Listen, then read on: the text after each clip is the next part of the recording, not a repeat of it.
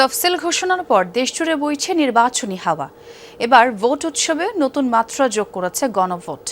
আগামী 12 ফেব্রুয়ারি জাতীয় সংসদ নির্বাচনের পাশাপাশি জুলাই সনদ বাস্তবায়ন নিয়ে বহুল প্রতীক্ষিত গণভোট অনুষ্ঠিত হতে যাচ্ছে। তবে সংসদ নির্বাচন নিয়ে জনসাধারণের আগ্রহের পারদ তুঙ্গে থাকলেও গণভোট নিয়ে এখনো অন্ধকারে বাগেরহাটের অধিকাংশ মানুষ। নতুন ব্লেন্ডে আরো রিচ অ্যারোমায় সেলন ফ্যামিলি ব্লেন্ড টে। আগামী 12 ফেব্রুয়ারি ভোটের মাধ্যমে প্রতিনিধি নির্বাচন করবে দেশের মানুষ। ঘরে বাইরে চায়ের দোকানে এখন নির্বাচন নিয়ে চলছে চুলচেরা বিশ্লেষণ, কিন্তু আলোচনা থেকে অনেকটাই দূরে গণভোট। প্রান্তিক জনপদে বেশিরভাগ মানুষের নেই গণভোট নিয়ে স্পষ্ট ধারণা। কেন এই গণভোট কিংবা হ্যাঁ না ভোটের মাধ্যমে কি পরিবর্তন আসবে সেটা নিয়ে রয়েছে ধোঁয়াশা। 45 থেকে 46% আমরাই নতুন ভোটার। আমরাই এখনো আসলে এই গণভোট সম্পর্কে আমরা কিছুই জানি না। আমরা স্মার্টফোন চালাচ্ছি, আমরা ফেসবুক করছি, আমরা ইনস্টাগ্রাম দেখছি, কিন্তু আমরা আসলে কিন্তু কোনোভাবেই জানতে পারছি না যে গণভোটটা বিষয়টা কি। আমরা এখনো এটা সম্পর্কে বেশি অবগত না। এটা যদি আরো বেশি প্রচার করা হয় তাহলে আমাদের সিদ্ধান্ত নিতে সুবিধা হবে এই ভোটটা হ্যাঁ বোধক হবে কিংবা না বোধক হবে। এই হা ভোট না ভোট এটা সম্পর্কে কোনোদিন শুনিও নাই, দেখিও নাই, জানিও না।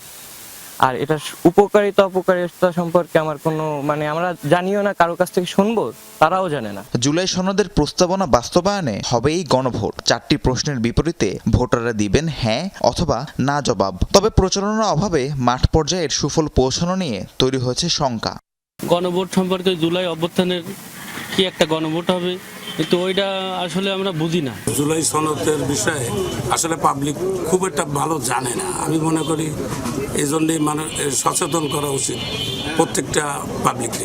জেলা প্রশাসক জানান, দ্রুতই গণভোট সম্পর্কে সচেতনতা বাড়াতে প্রচারণা শুরু হবে।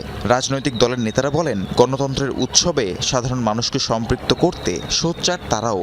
গণভোটের বিষয়টি মানুষের কাছে একেবারেই নতুন। তো এই বিষয়ে নির্বাচন কমিশন প্রচারণামূলক বিভিন্ন আমাদেরকে ম্যাটেরিয়ালস দিয়েছে, আমরা সেগুলি প্রচার করছি।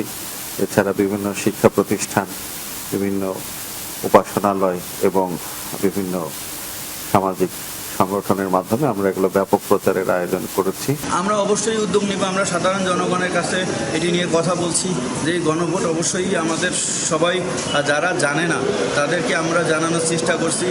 সংখ্যাগরিষ্ঠ মানুষ হ্যাঁ ভোট দিলে পরবর্তী নির্বাচিত সংসদ জুলাই সনদ অনুযায়ী সংবিধান পরিবর্তনে আইনত বাধ্য থাকবে। রাহিম সারোয়ার, যমুনা নিউজ।